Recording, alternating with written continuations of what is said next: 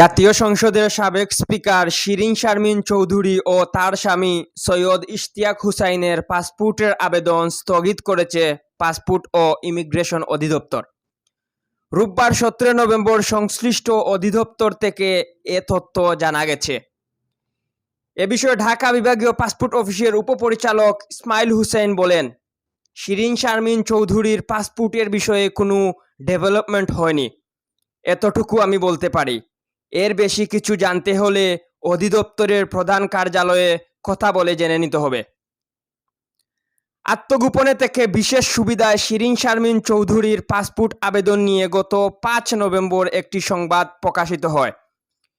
ওই খবর অনুযায়ী হত্যা মামলার আসামি হয়েও বিশেষ ব্যবস্থায় শিরীন শারমিনের ফিঙ্গারপ্রিন্ট, ছবি ও চোখের আইরিশ নেওয়া হয়। এর সঙ্গে পাসপোর্ট অধিদপ্তরের কর্মকর্তারা জড়িত ছিলেন। অভিযোগ রয়েছে, পাসপোর্ট অফিসে গিয়ে আনুষ্ঠানিকতা সম্পন্ন করতে না পারলেও বেশ কিছু মামলার আসামি এমন অনেক নেতাকেই অনৈতিক সুবিধায় পাসপোর্ট দেওয়া হয়েছে। ছাত্র জনতার অভ্যুত্থানে গত 5 আগস্ট আওয়ামী লীগ সরকারের পতন হয়। এরপর গত 22 আগস্ট সাবেক প্রধানমন্ত্রী শেখ হাসিনা মন্ত্রী, উপদেষ্টা ও সংসদ সদস্যদের জন্য বরাদ্দকৃত সব কূটনৈতিক পাসপোর্ট বাতিল করা হয়। এম কে তুহিন, আধুনিক কাগজ।